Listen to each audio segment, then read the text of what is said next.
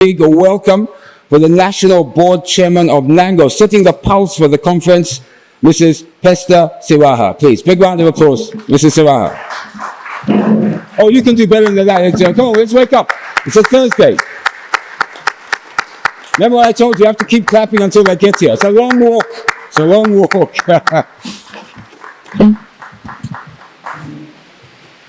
What's that, please? This is Mark. Each have shake this.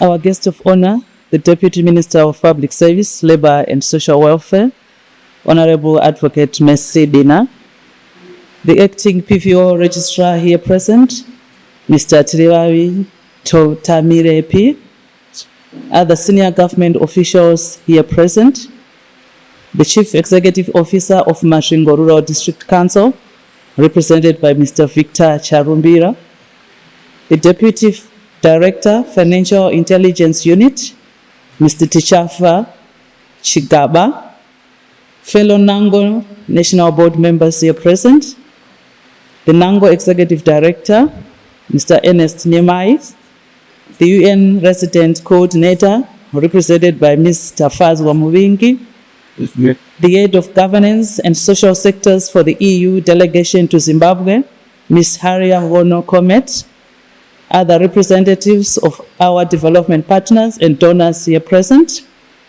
representatives of private sector and other stakeholders here present, fellow CSOs, directors, leaders here present, distinguished guests, ladies and gentlemen, all protocol observed.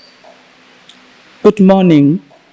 It is my distinguished honor to welcome you to this year's edition of the NANGO Annual NGO Directors Summer Retreat, a gathering that has become the heartbeat of our collective reflection, strategy, and renewal as a sector. We met at a moment of tremendous transition, both within Zimbabwe and across the global civic landscape. Our theme, navigating new frontiers, development, financing civic space in transition. This captures the reality of the era we are living in, an era defined by shifting regulatory frameworks, evolving donor priorities, tightening civic space, geopolitical uncertainty, and increasing pressure on civil society to innovate, to remain relevant, and sustain impactful work under challenging conditions. This retreat provides us with a rare and necessary opportunity to pause and interrogate where we are as a sector and where we must deliberately chart our course. The sessions ahead of us on civic space, key sectoral issues, development, financing, regulatory reforms, FATF processes, localization, and partnership building invites us to think deeply about the context in which we operate. One of the most significant developments that sets the tone for our discussions is the coming into effect of the PVO Amendment Act on the 11th of April 2025. A watershed moment in Zimbabwe's regulatory landscape. This act has introduced major shifts in how civil society organizations are required to operate, compelling trusts and common laws entities to transition into registered PVOs, and creating a new compliance environment that demands clarity, transparency, proactive engagement. For many organizations, this transition has brought anxiety, uncertainty, and significant administrative burdens. This has also underscored the need for greater coordination and dialogue between CSOs and regulatory authorities. Our session with the registrar during this retreat is therefore timely. It is an opportunity to seek clarity on procedures, highlight areas of concern, and foster an atmosphere of constructive engagement that protects civic space with ensuring compliance. At the same time, the global and domestic development financing landscape is undergoing profound transformation.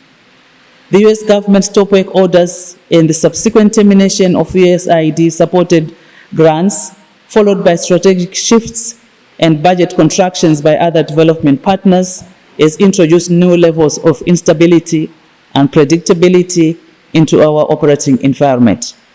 For many organizations, USAID was not merely a funder. It was a crucial partner that was supporting many organizations across various thematic sectors. Its departure has sent ripple effects across the entire ecosystem, prompting donors to reassess, restructure, and in some cases, reduce their engagements. This phenomenon is not isolated to Zimbabwe. Funding constraints, the rise of humanitarian crisis, shifting geopolitical interests, and the push towards localization are reshaping donor behavior globally. As a result, competition for resources has intensified, and CSOs are increasingly expected to demonstrate stronger governance, financial resilience, local legitimacy, and measurable impact. This retreat will give us an opportunity to hear directly from development partners about their emerging trends, priority areas, and opportunities for collaboration as we collectively reflect on how to adapt, diversify resources, and strengthen our institutional foundations in the face of these challenges. These financing and regulatory shifts are occurring against a broader background of global democratic backsliding, the rise of restrictive legislation, and the shrinking of civic space. Across the world, civil society is experiencing increased pressure through bureaucratic controls, digital surveillance, misinformation, political polarization, securitization of the civic work under anti-terrorism and anti-money laundering frameworks. In Zimbabwe, we confront similar pressures, heightened scrutiny of NGOs, misinterpretation of compliance requirements at local level, persistent narratives that attempt to delegitimize civic society's role. Yet, we stand firm in our conviction that civil society is not an adversary of state, but a vital development partner and an essential pillar of accountable governance. We must continue to advocate for an environment where organizations can operate independently, participate meaningfully, and amplify community voices without fear or favor.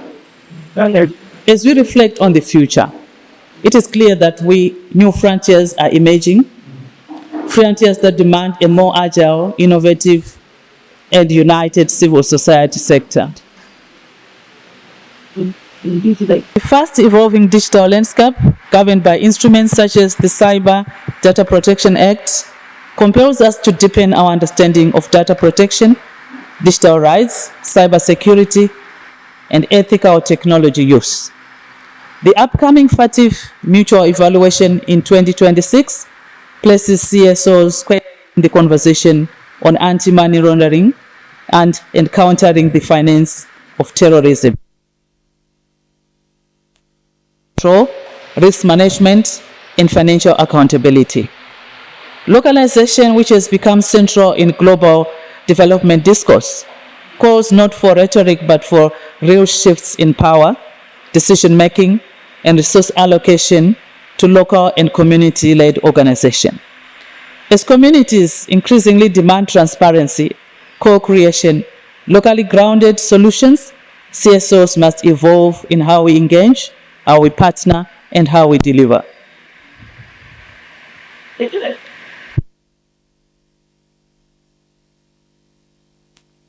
Over the next 2 days, I invite all of us to participate fully, think critically, contribute openly, and collaborate boldly. Let us use this space to share lessons, confront challenges honestly, imagine new possibilities, and strengthen the corrective strategies that will carry us into the future. Our strength has always been in our solidarity, our shared values, and our unwavering commitment to dignity, rights, justice, and development for all. If ever there was a time to reaffirm these principles, that time is now. Allow me to express on behalf of NANGO Board and Secretariat our deepest gratitude to the partners who have made this retreat possible. The EU delegation to Zimbabwe, Frederick Newman Foundation, Accountability Lab, Diaconia, Stanbic Bank, UNA, First Mutual Health, SIACA, Transparency International Zimbabwe, Site Savers, Zimbabwe Institute, Bulawayo Vendors and Traders Association, Women's Coalition of Zimbabwe, Solika Consulting, CRO, Civic Advisory Hub, National Association of Youth Organizations, and Zim Rights. We equally appreciate all development partners, government representatives, policy experts, civil society leaders who have joined us today. Your presence affirms your commitment to dialogue, to partnership, and strengthening of the civic sector. I extend a special appreciation to the NANGO Secretariat for organizing this convening and for their tireless service to the sector throughout the year. As we begin our conversations, let us do so with clarity that the world is changing, the sector is changing, and we too must change. But in the midst of this transition, let us remember that civil society has always been a space of resilience, innovation, and hope. We have navigated difficult moments before, and will do so again, with unity, integrity, and renewed purpose. I wish you all productive deliberations, meaningful connections, and a retreat that strengthens our resolve on the journey ahead. Thank you. Tatenda siyabonga.